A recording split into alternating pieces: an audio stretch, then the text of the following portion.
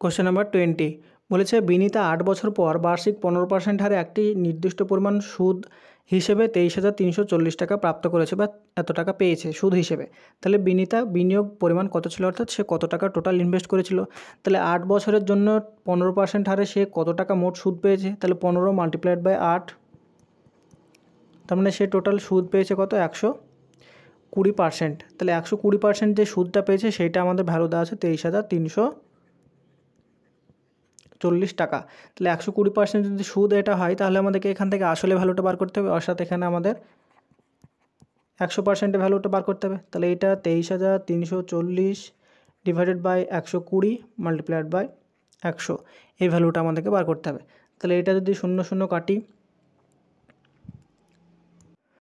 তারপরে উপরে দেখো 12 দিয়ে যদি এটাকে আমরা কাটার চেষ্টা করি তাহলে 12 একে 12, তারপরে এখানে কত থাকবে, 11 থাকবে আর 113 হবে। 113কে যদি 12 দিয়ে ভাগ করি তাহলে 9 12 হচ্ছে 108, তাহলে 19 দশমিক সামথিং 19-এর পরে যাবে।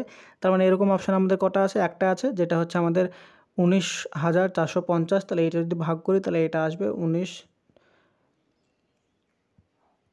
এরকম কিছু একটা আসবে। তাকে যদি আমরা 10 দিয়ে মাল্টিপ্লাই করি, 100 দিয়ে মাল্টিপ্লাই করি তাহলে এটা আমাদের আসবে কত,